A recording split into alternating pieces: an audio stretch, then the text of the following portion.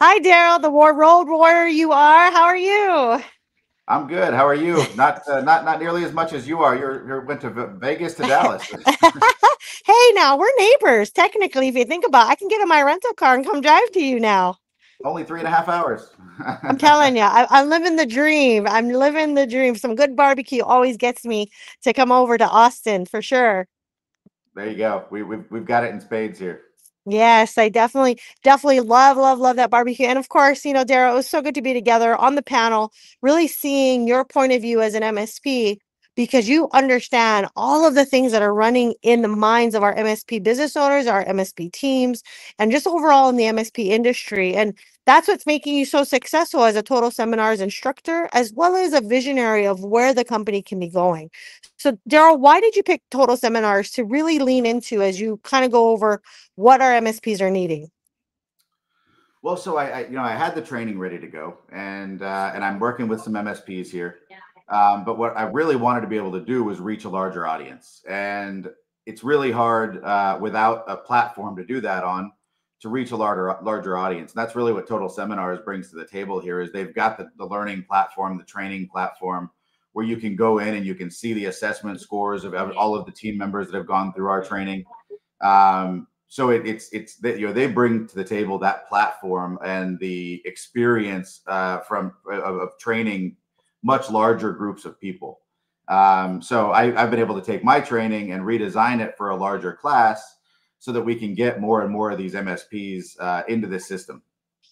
And guys, one of the things that Daryl has said time and time again, as I've heard him talk to many of you in Vegas, have many of you in conversations, is it really solves the knock problem that all of you are going through as you're kind of going through this next growth phase of your business. And so, Daryl, why do some of the MSPs, kind of push back against having training as a solution for their business to grow? I think they all know that training is necessary, and a lot of them have training, right? They have internal training. They're pulling their L3s down to train L1s. They have their owners that are doing training for L1s, and so they're pulling people out of their own organization to do some of this training. And the issue with that is that, of course, you're taking people who should be doing much more valuable work and bringing them down to do training at the L1 level, which is valuable to the organization, but maybe not as valuable as the owner going out and learning how to do additional sales or how to do marketing or some of those are areas where they can be focusing on. And so, most of the pushback that we get is we do it already. We do it internally. We do it ourselves. But the way I like to say it is when you're an MSP and you go talk to one of your clients, you're going to tell them IT isn't your business. Why are you focused on IT? Well, in an MSP, training isn't your business. Why are you focused on training instead of on what you do best? Well, it's like the analogy, right? If you have a broken arm, are you going to go over, right, to the grocery store and say, "Fix my arm"? No, you're going to go to a doctor who actually understands how to fix your broken arm, put you in a cast, take care of you to make sure that you heal properly. It's really the mistake that we make as business owners thinking we can do it all. Absolutely, and from our perspective, I've been there, right? I grew a managed services practice from $0 to $10 million. A large part of that was building an operations team that was sustainable and could handle that amount of business. And so it's not some random master trainer certified person that's going to be doing the training. It's me. I'm doing the training directly as an MSP owner that has 25 years of experience in MSPs. Right. Well, I am in a mastermind today. Of course, that's why I flew to Dallas and on the red eye flight, right? You can't see my puffy eyes.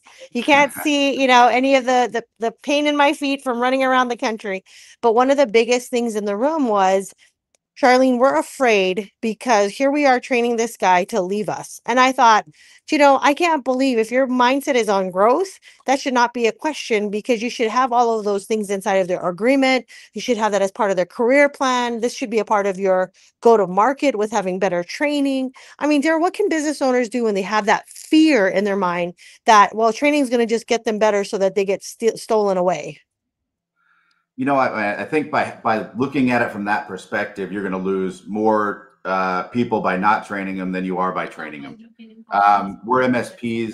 We train technicians very well, and then when they get up into those L2 positions, they get such a broad level of experience that they're going to be getting offers.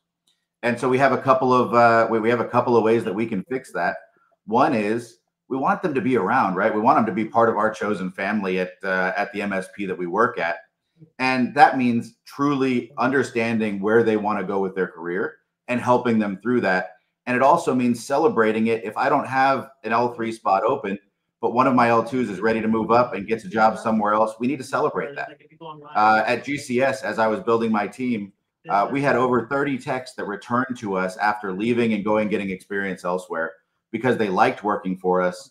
They didn't leave because they hated us. They left because they got a better offer that we couldn't match, and we celebrated that. We threw them a party, had everybody come out and say congratulations. And by treating them as people and really caring about where their career was going, even if it wasn't with us, we brought a lot of them back with new and fresh experience from elsewhere.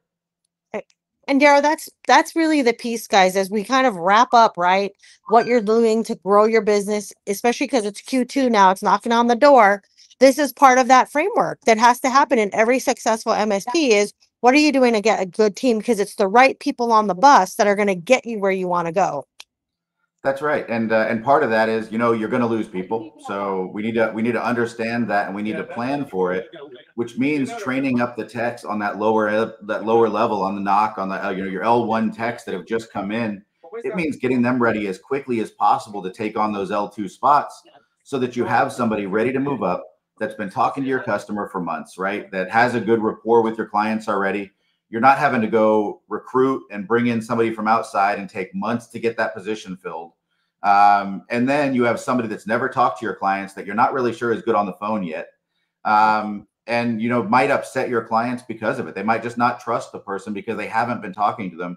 Whereas a tech that you've trained at that L1 position that's been with your company for months, they know how to do the processes that you have internally, and your clients know them. They already like them. They've already been talking to them on the phone.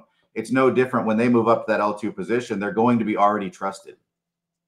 And guys, this is where that next step is because Total Seminars has their next class coming up in April.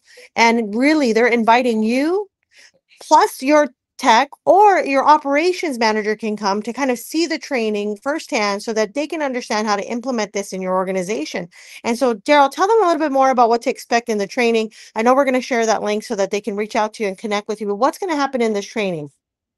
Yeah, so we don't want this to be a one-time training event, right? We want this to be a system that we put in place for you that allows you to bring new knock techs in consistently, that allows you to train them up over a 12-week training course.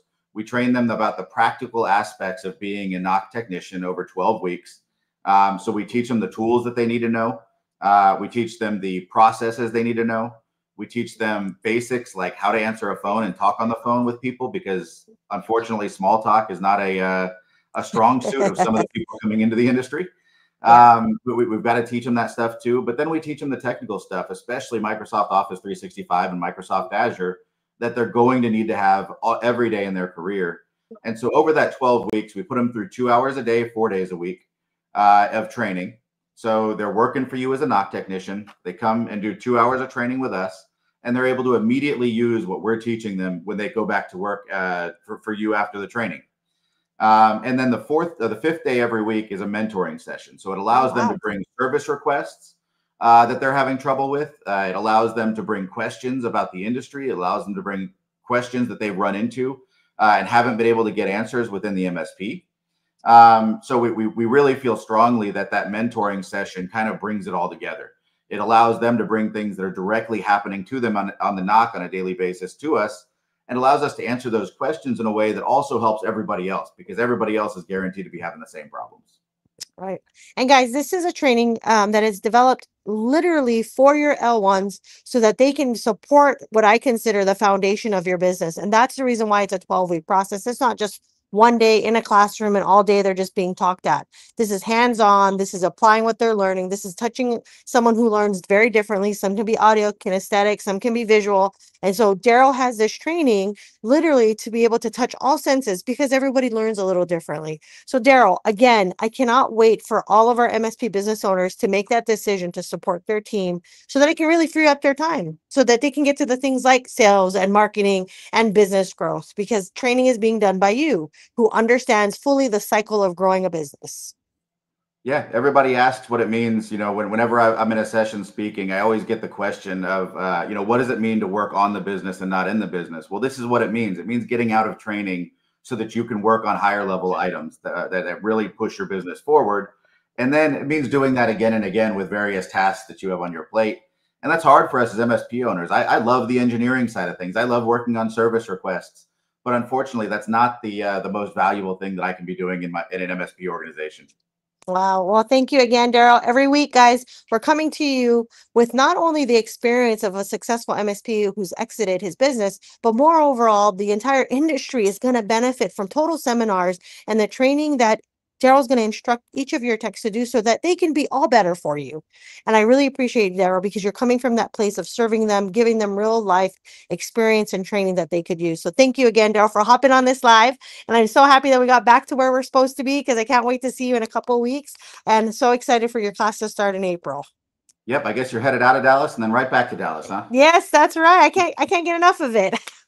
All right. Well, we'll see you there. Thanks a lot. Appreciate it. Thanks. Thanks so much, everybody. And thanks again, Daryl, for all that you do for us. Man, that was great, Daryl.